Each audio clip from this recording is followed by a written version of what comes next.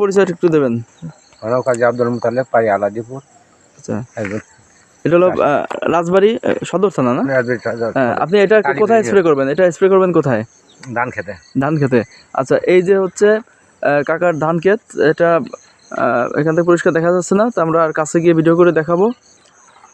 তো ঠিক এখন বেলা পড়ে আসছে, যে কারণে ছবি পরিষ্কারও আসতেছে না। তো ঠিক আছে, ভিডিওতে যে ধান ক্ষেতটি দেখতে পাচ্ছেন, এটি হচ্ছে আমাদের এই কাকার ধান ক্ষেত। এইখানে এই ধানটা 1 সপ্তাহ আগে লাগানো হয়েছে, আরও ঠিক 1 সপ্তাহ পরে এই ধান খেতে HGW কোম্পানির নিউট্রিপ্লান্ট প্লাস স্প্রে করা হবে।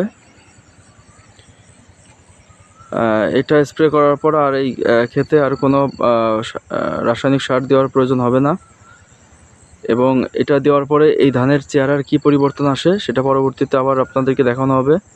আর এই ধানের ক্ষেতটি, এটি রাজবাড়ী টু মধুখালী রাস্তার পাশেই এই ধানের ক্ষেতের অবস্থান। তো আমরা আবার এই ধানের ক্ষেত্রে আবার 15 দিন পরে আবার ভিডিও করে আপনাদের দেখাবো যে কী পরিবর্তন হয়েছে।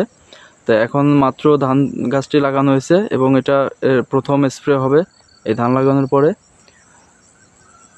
তো এখন এখানে লিটারে 1/2 মিলি করে স্প্রে করা হবে, অর্থাৎ 20 লিটারের ড্রামে 10 মিলি দিয়ে স্প্রে করা হবে, এবং এর 28 দিন পরে আবার আরেকটি স্প্রে দেওয়া হবে, তখন আবার দেওয়া হবে লিটারে 1 মিলি করে, অর্থাৎ 20 লিটারের ড্রাম হলে 20 মিলি এই HGWর নিউট্রিপ্লান্ট প্লাস স্প্রে করা হবে।